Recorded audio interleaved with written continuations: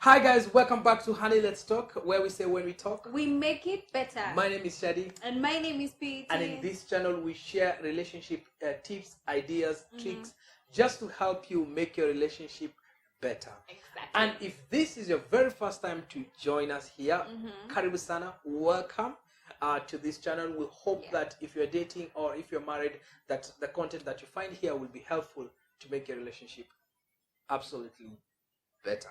For those who are new, make sure that you subscribe and hit that notification bell so that you'll be notified every single time we post fresh and new content. Yes, and talking if about you're fresh watching content.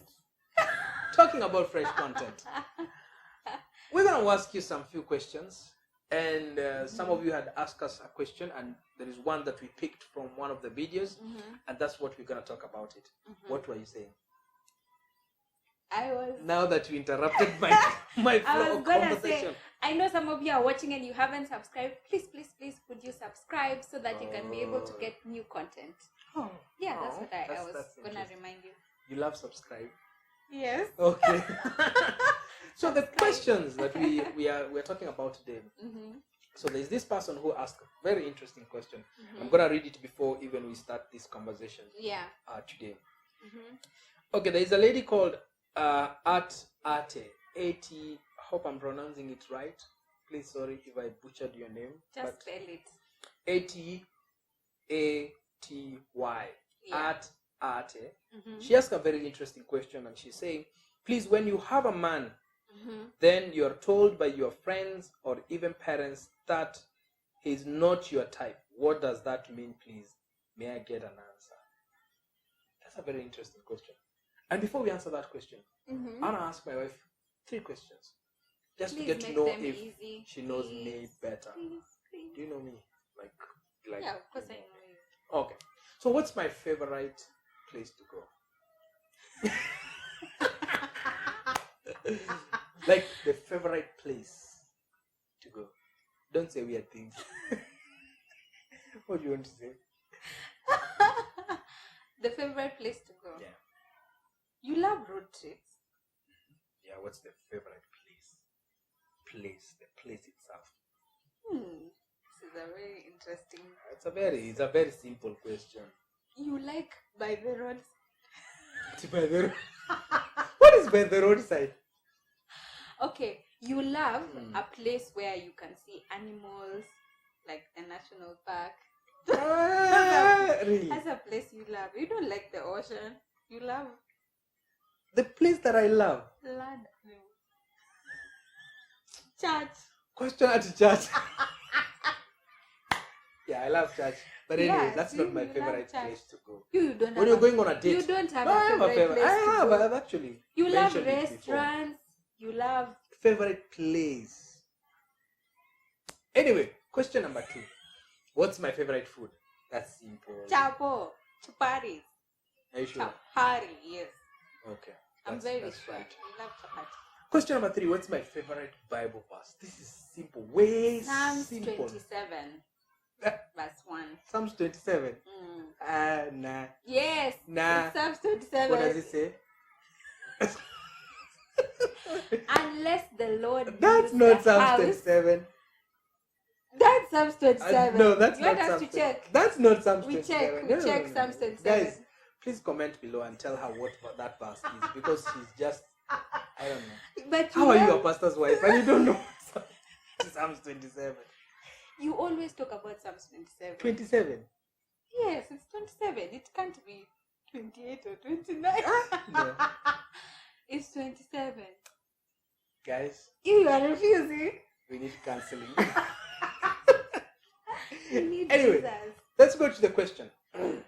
So let me read it. If you are, just read it again. I'll put it there just for you guys to follow with us. So Ati asked, please, when you have a man, then you're told by your friends and even parents that he's not your type. What does that mean? And what should you do? First of all, what does it mean to say I'm your type? Like for you, of course, I wasn't your type before we got married.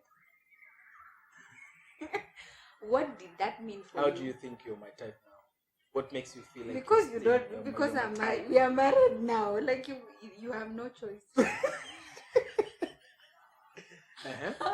We are stuck for life. So you ask. The question is for you. I'm just asking you, maybe to just help her, or help someone out there who probably doesn't know what that means. What does it mean to say this person is my type? By the time I'm telling someone, or even telling you as a person that you're my type, what have I thought about? What have I seen? I think maybe we are connecting.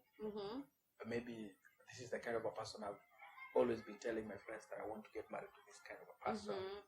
Maybe they make you feel a certain way. Maybe they make, not really feeling, but they look a certain way. It's usually about how somebody looks. The type. The type, yeah. And what they are saying, are they saying the right things? Because people love, my type are, I want people who are slim. Yeah. Some people say my type is, I want people who are blessed. And so the type can be more of a, I don't know if it's physical. Mostly, I feel like mostly it's physical. The things you see. Because before somebody says this is your type, they actually don't know that person. Yeah, but they are seeing something from the outside appearance, and they feel like, you guys don't seem like you are each other's types, or this person doesn't look like he's your type. And I think maybe to continuously help her answer this question, sometimes also when we create a certain picture of this is my type, like for me, before we got married, my type was... do you want us to go there? Yes, I'm helping this lady answer the question. My type was, I wanted someone who was bald. Don't ask why. That's why I shaved my hair, guys. No, you are not even close to bald. Your hair grows. Yeah, I'm trying to compromise. That's my level of compromise. But now you're my type. Like, I'm not going anywhere, and you're not going. No, you keep pushing me to being that type. Shave your hair, wear suits. You what? What are those? I have accepted you as you are. So I think for me, how I would say I got that type in my mind was one was because of my dad. How he looks, he's bald, and so I felt as though a man needs to be bald to protect you, to cover you, like to be there for you. So for me, it was like a preference. Just listen. So for me, it was. How is protection or baldness? For me, this was. What's the connection? For me, I look up to my dad. So this was the man who I knew I would want to marry someone like him. So in my mind, I knew maybe getting a man who is bald would solve the relationship equation. Baldness and security. Debu, tell us what's the connection? And protection. What's the connection? It doesn't have a connection. It's just that is what I saw from my dad, and so it created a picture in my mind that if I wanted a man, I wanted a man who looked like my dad or almost was close to my dad. But of course, that was not what God wanted me to have. So then my type changed to God's type for me. Yeah. And there's nothing wrong with having a type. Yeah, I don't think so. No, I don't think so. Yeah. Having a type, it's okay for you to have a type. The question is if everybody else feels like that's not right for you. Yeah. So let's just give an example. We're dating, and maybe I have dreadlocks. Yeah. And then everybody knows in your family, with your friends, they know that you and guys with dreadlocks, this is not you. This is not your type. What would you do? Because the question is for this lady is, what do you do when you find yourself in such a situation? I think the first thing is not to overreact, because probably there's something more in them than just the physical appearance. Because you see, type is just a preference. No, the question is what would you do? I would first... This is not your friends. Your friends have said, no, Purity, no, that's not your type. stop messing with that guy, just let him go, what would you do? I think first is to not overreact. Okay. To act. To ask myself the question of why would this guy say that to me? Even if I have probably insinuated that I don't like someone who has dreads. Then from there, I would want to pray about it. Okay. Yeah, and so you're praying for him to shave, or no, like like pray about it in terms of, am I at peace with it? Am I at peace with the fact that this might meet the man of my dreams and he has dreadlocks? Wait, you're moving away from the question. Okay, I'm moving away. You're already at peace with this guy. You're already at peace with this guy. You're already in love with this guy. You're already getting married to him. That's not the problem. The problem is not you being at peace, loving this guy. You love the guy. Yeah. You are in love, completely in love with this guy. You are at peace. You have prayed about it. And the you Lord know has this said is yes. it. Yeah. Then you take this guy to your friends, or you take this guy home to your parents, and then after that meeting, they call you for a meeting and they tell you, Purity, no, this is not your type. What you do? The one that I said, I wouldn't want to overreact. Okay. Even though it can be hard to overreact, I would not want to overreact. Okay. I'd want to just take a step back first to really process the situation. Okay. Why are this guy saying this, and yet this is, as and you're yet saying, I'm in love. Yeah. That's the first thing I'll do. Okay. And that's a good thing. Yeah.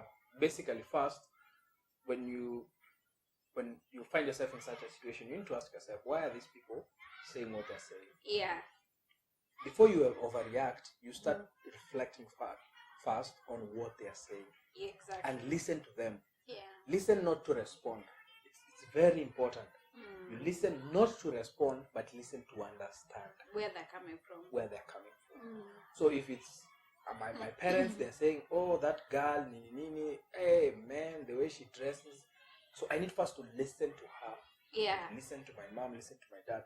And first of all, reflect and evaluate what they're saying. Evaluate not to respond to them, but for me to have the clarity of, am I still going to go with this, even if they're saying this? So the first thing is to do is to not overreact. Not overreact. Yeah. Reflect before you overreact. Exactly. Then the second thing is very important is listen to understand. Listen to understand. If it is your parents, listen to understand. If it's your friends, just sit down with them. Listen to them. Listen to understand. Why are they saying what they're saying? And if it's an issue of what I've always been telling them is what is my type per se, then this is an opportunity for you now to go back and tell them, hey, by the way, you know me, I wanted this kind of a person. But I feel like God has brought me this person, and I feel like I'm at peace with this situation. Yeah. So listen to understand, not to respond. Exactly. Okay. Number 3. What else? Yes, number 3 is think not so much with your heart, but with your head. Yeah. In the process of reflecting and in the process of not overreacting, probably, there are other things that can come out of this person that probably you had not seen. Yeah. And so you may be having so much, there's so much love going on, you're in love, feelings, emotions. Yeah. There's the height of emotional expression, if I would say. But then there's also the other side of the thinking process of, okay, is there something that maybe I haven't seen? If I just step back with my emotions and think with my head just for a few minutes, and maybe there are other things that can come up out of the person that you prayed about it, you've seen this. Maybe there are other things that can come up as you think with your head and not so much with your heart. We're going to give you an example. Yeah. You are dating this amazing guy. He's absolutely amazing. Yeah. But he doesn't have a job and it doesn't bother you. Okay? Then you take him home and then your parents says, no, he needs to find a job. Yeah. What's your plan? Do you have a plan? And then for you, you start overreacting. You're like, no, we'll figure it out. It's God who provides and all these things. Yeah, we'll know what to do. We'll know what to do when you get there. Yeah. All we're saying is you need to step back and think with your head first. When you think with your head, you start seeing things clearly. It's a place of, even when you start thinking with your head and not just your heart, you will help the guy figure out a plan. So you say, okay, by the way, you don't have a job. It never bothered me, but now that I'm thinking about it, maybe we are 2 months to getting married. Yeah. How are we going to pay bills? What if I lose my job? What if we don't have enough? Yeah. So you start thinking clearly and you start helping each other process the situation. It's not to break up, but to process the situation, to come up with a good plan, whereby you'll ask the guy, so what's the plan for a job? Okay, you can't just sit, you can't just chill and wait. You have to look for a job. Yeah, I know I have a job, or maybe even if it's for the lady and maybe it's a guy you went and the lady is dressing in a certain way, you need to ask yourself, okay, have I thought about it clearly? Will this bother me later when you're married? Will it bother me that you drink? Will it bother me later? And right now I'm in love, I don't care. Okay. But later, will it bother me? When you start thinking with your head, things become clear. Yes. So think with your head. So let me just say it again. First one, reflect before you overreact. Exactly. Second one, listen to understand, not to respond. So listen to understand, not to respond. Third one, think with your head, not your heart. Exactly. Fourth one, make the hard choice. Exactly. Now here in making the hard choice, you may not be able to please everyone with the decision that you make. Yeah. And part of the decision making process might involve having a conversation with your partner and trying to, maybe there are questions that you haven't asked each other, or maybe there are things that have not been brought into the light because of probably you didn't want to hurt each other. You are in love. Yeah, the emotions take over. Who you cares don't even about asking see each other questions? You're in love. Yeah, so this is the time to also make those decisions through having the tough conversations. Yeah. Now, the other thing that comes with making these hard choices will be after you've had and you've listened to your parents or your friends and you've prayed about it and you've reflected and you've seen, probably there's just this thing about the job that will bother me in the future. Then make the hard choice of, would I want to still stay with this person? And at the end of the day, yes, honor your parents in the decisions that you make. You may not agree with what they are saying, but at the end of the day, you still have to honor them because that's what we are commanded to do from the Word of God. And from this, making the hard choices, it would require of you to know that choices have consequences. And every choice that you make can lead to another step. So if the both of you choose that we look for a job, we'll make sure that we are at least in a good place before we get married, then just know that there will be I'd say a ripple effect of that. Because then you'd have a family, you need money to provide for the family, you have needs and all that. But at the end of the day, it will be a choice that you have made for you as a person, not to please everyone. The crowd or please everyone. So, just to summarize it, it's okay to disagree. Yeah. But God requires us to honor. Exactly. With your parents, what that means is you just tell them, by the way, it's okay. I know you guys don't like this person. It's okay for us to disagree on this, but I will honor you guys. I'll tell you the plans. I'll tell you when you're getting married. We will send you the invitation cards. We will pay the dowry and all these other things that we need to do just to honor the parents. If the parents decide to come to the wedding, bless the Lord. If they don't show up, again, the thing is, it's your relationship. You're not marrying anyone's parents. But when you marry someone, technically, you marry the entire community. You marry the family. You marry the entire family because you become now two families. Yes. Join together. Yeah. But people disagree. Families disagree, but the two of you need to ask yourselves, as you're making this hard choice, to go ahead and do what you want to do. Yeah. Are we ready to handle everything that comes? If I say, as my wife was saying, if I say I'm okay with you not having a job, let's just go. Will that bother me later if you actually don't get a job? Yeah. Because if things remain constant, I usually ask people, if everything remains constant, everything, literally everything that is happening remains constant, would you still say yes? Because most of us, we say yes hoping things will be better, and then they don't change, and then things don't change. Or we say yes because things are awesome right now, then they change. So you need to be ready to step into that space, and the two of you agreeing that we're going ahead with this, and whatever happens, we are together in this. Yeah, as long as you also have the approval from God. God gives you peace when you know that this is a relationship that He desires for you. Yeah. And He might also speak to you in different ways. It can be through friends, it can be through the Word of God, it can be through you guys praying and you hear a voice. Yeah. So put God in the relationship. And I believe that He'll be able to show forth in your relationship and even help you with those tough decisions that you make. Exactly. Otherwise, guys, I know this question is very huge. You will not be able to finish it in this one video. So if you have any follow-up question, please ask it on the comment below. Would love to engage with you and get to know more about this and help more people just navigate these hard questions. Exactly. And of course, please feel free to share this video. Probably there's a friend of yours who would benefit from this content.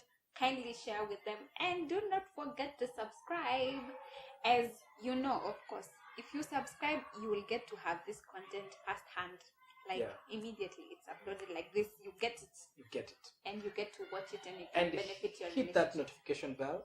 Then you'll be notified every time we post new fresh content. You'll be the first one. But also, guys, when you subscribe, when you comment, when you like our videos, it helps us, it encourages us to do more and more of these videos. And as we're getting ourselves to the road to 1,000, so we would like you guys just to partner with us and make sure that you subscribe and share. Otherwise, guys, see you in the next video. See you.